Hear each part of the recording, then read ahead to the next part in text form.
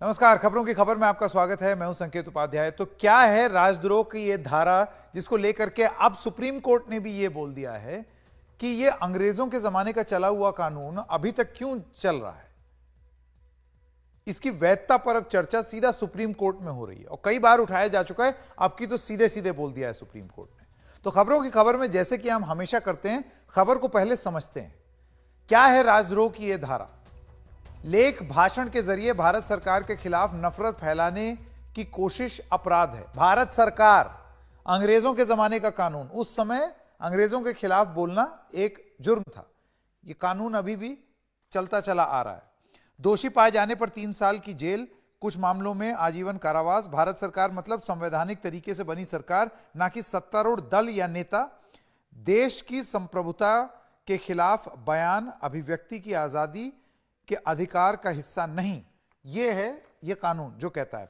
अब आपको बताते हैं कि सन 62 और सन 95 में 2 बार इसको इंटरप्रेट या समझने में एक थोड़ा स्पष्टीकरण दिया गया। यह मामला सुप्रीम कोर्ट में गया तो उसमें यह मामला है सन 62 का, केदारनाथ का।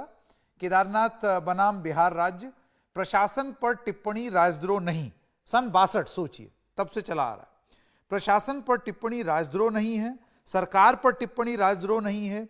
जिस बयान में हिंसा फैलाने की मंशा हो वो राजद्रोह है, जिस बयान में हिंसा बढ़ाने का तत्व हो वो राजद्रोह है। सन 62 में कह गए इस केदारनाथ जजमेंट में सुप्रीम कोर्ट। उसके बाद भी ये सब चल रहा है।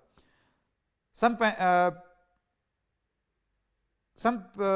1995 में, 95 में बलवंत सिंह बनाम पंजाब, नारेबाजी राजद्रोह नहीं है, यह सुप्रीम कोर्ट कहता है। और 2 सरकारी कर्मचारियों ने देश के खिलाफ नारेबाजी की थी, जिसके बाद यह मामला आया। तो ये सन 62 और सन 95 के 2 मामले हैं, 62 और 1995 के 2 मामले।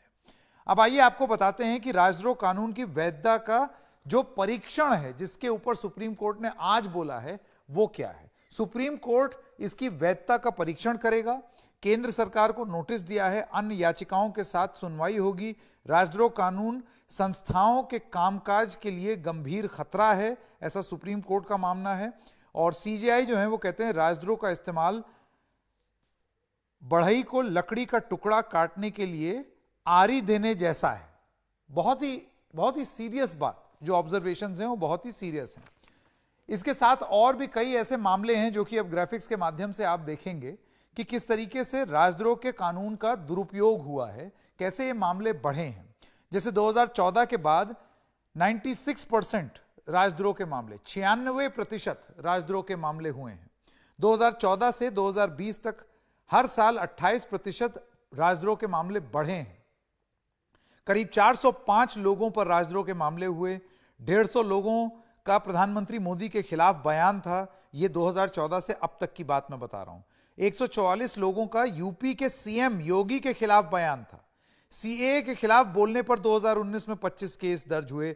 हाथरस गैंगरेप के बाद 22 केस दर्ज हुए। पुलवामा हमले के बाद 27 मामले दर्ज हुए। तो आप देख रहे हैं कि मतलब बोल देने पर, और तो और योगेंद्र यादव का यह कहना है कि एक किसान के ऊपर यह आरोप था कि उसने एक नेता की गाड़ी का कांच तोड़ दिया, उस तक पर राजद्रोह का मुकदमा चलाया जा रहा है। तो राजद्रोह का जो मुकदमा है उसका भयंकर दुरुपयोग हो रहा है, अब तो अदालत भी मानती है।